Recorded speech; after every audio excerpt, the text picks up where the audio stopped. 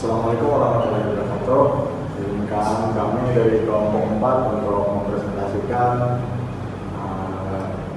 PPT pada hari ini, dan kami kelompok 4 yang beranggotakan Muhammad Fahri, Muhammad Radli, Rafael Matrizal, dan juga Haji Muhammad Firdaus akan menjelaskan PPT tentang mesin Turing. Agenda pembahasan yang akan kami bahas yaitu pertama, sejarah dan latar belakang. Yang kedua, definisi formal. Ketiga, komponen utama. Keempat, cara kerja. Kelima, contoh kasus. Dan keenam, jenis dan signifikansi.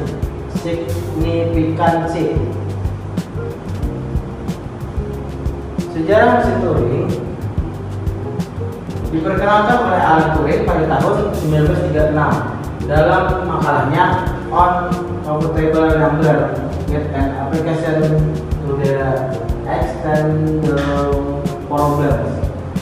Dirancang sebagai model matematis untuk menjawab extendable problem, masalah keputusan yang diajukan David Hilbert. Menjadi dasar formal untuk mendefinisikan apa artinya sebuah fungsi dapat dihitung computable. Konsepnya mendahului keberadaan komputer elektronik, namun menjadi fondasi teoritis ilmu komputer modern. Definisi formal mesin Turing. Secara formal, mesin Turing didefinisikan sebagai prinsip tabel. Pertama, Q. Himpunan menindak status state pada mesin. Yang kedua, sigma. Alfabet input, simbol-simbol yang diizinkan sebagai masukan tidak memuat simbol blank. Yang ketiga, gamma. Alfabet pita, tabel alfabet dengan sigma dan gamma dan memuat simbol blank. Delta, fungsi transisi Q kali gamma kali Q kali gamma kali LR menentukan aksi mesin. Q0, status awal initial state, tempat mesin mulai berjalan. Q access dan Q reject, status akhir untuk menerima atau menolak input. Next. Komponen utama. Pita, tab. Struktur linear tak terbatas berisi sel-sel yang menyimpan simbol dari alfabet pita, berfungsi sebagai memori sekaligus media input dan output. Kepala baca atau tulis head menunjukkan satu sel pita pada satu waktu dapat membaca, menulis simbol lalu bergerak satu langkah ke kiri atau ke kanan. Register status atau state menyimpan status kendali saat ini dari himpunan hingga Q, termasuk status awal dan status akhir. Fungsi transisi, aturan yang memetakan status simbol yang dibaca menunjukkan status baru, simbol tulis, arah gerak. Baik, setelah kita mengetahui komponen-komponen pada mesin Turing, sekarang kita akan melihat bagaimana mesin ini bekerja dalam memproses suatu input. Yaitu yang pertama ada inisialisasi. Input ditulis di pita, dan biar sel pakai status di set ke DOP. Yang kedua ada membaca simbol. Selanjutnya membaca simbol pada sel yang sedang ditunjuk saat ini.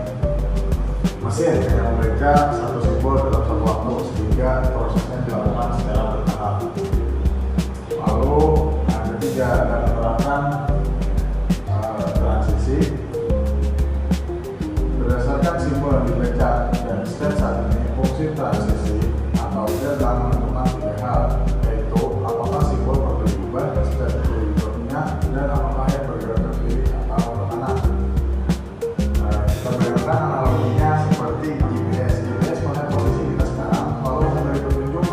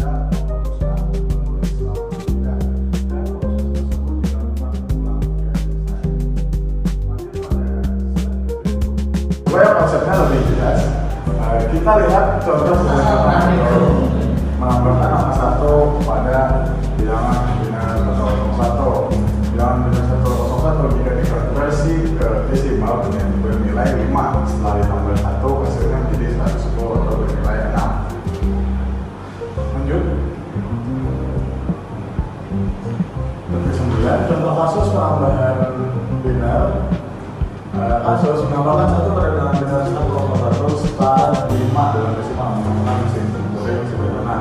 Status simbol dibaca KO atau initial state 1 sama dengan pada aksi delta yaitu KO initial state KO 1 terus dilanjut dengan L. Dalam keterangannya lewati digit bergerak ke kanan mencari ujung angka, sedangkan simbol initial state KO 0 itu aksi pada delta tersebut yaitu adalah KO atau initial state 0 terus L. Keterangannya itu lewati digit tetap bergerak ke kanan, terus lanjut pada aksi delta inisial state 1 lanjut pada garis yang di bawah itu, lalu ada L untuk turun, ujung kita ditemukan dalam keterangan ujung kita ditemukan mulai proses penambahan ke kiri, lalu lanjut pada status 1 terus koma 0, lalu dilanjutkan pada aksi Q underscore accept, lalu lanjut pada angka 1, lalu lanjut pada L. Dalam keterangannya diubah 0 menjadi 1, carry selesai, mesin berhenti menerima, lalu status simbol inisial state Q1 lanjut ke 1, aksi dalam delta yaitu Q1 0 dan juga L. Dalam keterangan ubah 1 menjadi 0, carry lanjutkan ke kiri. Kita lanjutkan ke contoh kasus penambahan biner. Sejak eksekusi trace, mesin saat memproses input 101 menjadi 110. Kita mulai dari kotak yang pertama, Q0 atau mulai, mesin mulai membaca input 101 dari kiri. Lanjut yang kedua, Q0 ujung ditemukan. Kepala baca bergerak ke kanan sampai menemukan ujung pita atau blank, lalu bergerak satu langkah ke kiri. Dan kolom ketiga, Q1 atau baca digit terakhir, mesin membaca digit terakhir yaitu 1. Dan yang kolom keempat, Q1 atau 10 carry. Karena digit terakhir 1, maka diubah menjadi 0 dan membawa carry atau simpan 1 ke digit di sebelah kiri. Dan yang terakhir, kolom kelima, Q straight exit, digit sebelah kiri yang 0 diubah menjadi 1 sehingga hasil akhirnya menjadi 110. Mesin berhenti pada Q straight exit, artinya proses berhasil. Jadi input 101 yang bernilai 5 dalam desimal berhasil ditambah 1 oleh mesin Turing menjadi 110 yang bernilai 6. Setelah hasil benar, mesin berhenti di step Q straight accept. Lanjut ke jenis-jenis mesin Turing.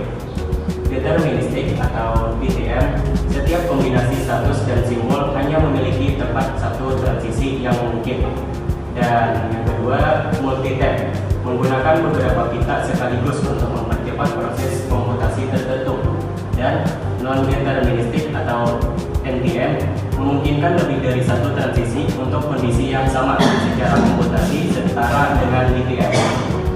Dan yang terakhir, universal Turing machine, satu mesin yang dapat mensimulasikan mesin Turing lain manapun yang berdasarkan deskripsinya sebagai input. Lanjut.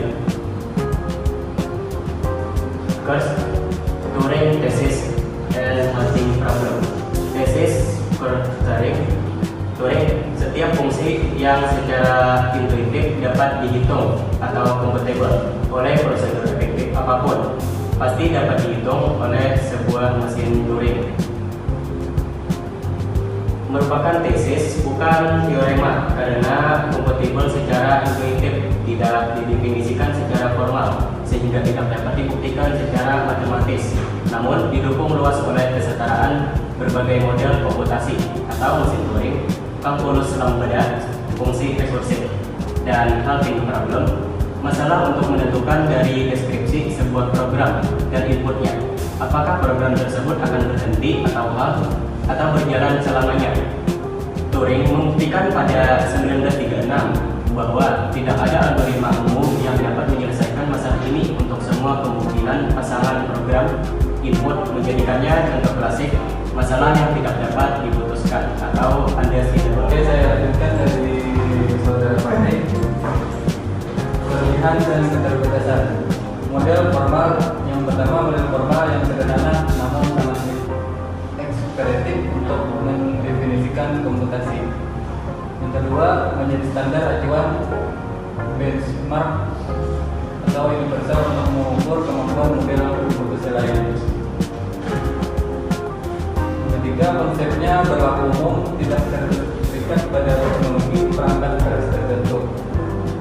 Keterbatasannya bersifat teoritis, mengasumsikan kita berukuran yang terbatas yang tidak ada pada komputer nyata. Yang kedua, tidak memodelkan efisiensi waktu maupun ruang, hanya menjawab bisa dihitung atau tidak. Yang ketiga, beberapa masalah seperti halting problem terbukti tidak dapat diputuskan undesirable model ini. Lanjut.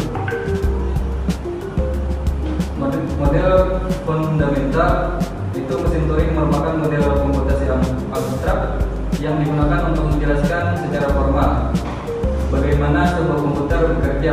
Meskipun bukan komputer fisik, mesin Turing mampu menggambarkan proses komputasi melalui pembacaan, penulisan, dan perpindahan simbol pada peta. Oleh karena itu, mesin Turing menjadi dasar dalam memahami apa yang dapat dan tidak dapat dihitung oleh komputer. Yang kedua, dasar ilmu komputer. Konsep mesin Turing menjadi fondasi bagi berbagai bidang dalam ilmu komputer. Konsepnya teori bahasa formal untuk mempelajari struktur bahasa yang dapat dikenali oleh mesin. Yang kedua, teori kompleksitas untuk mengukur tingkat kesulitan suatu masalah komputasi. Yang ketiga, perancangan arsitektur komputer karena prinsip kerja komputer modern terinspirasi dari konsep mesin Turing. Yang selanjutnya, batas komputasi. Mesin Turing juga membuktikan bahwa tidak semua masalah dapat diselesaikan oleh algoritma. Salah satu contohnya adalah halting problem, yaitu masalah yang untuk menentukan apakah suatu program akan berhenti atau berjalan tanpa henti. Hal ini menunjukkan bahwa kemampuan komputer memiliki batas tertentu. Baik, saya tutup.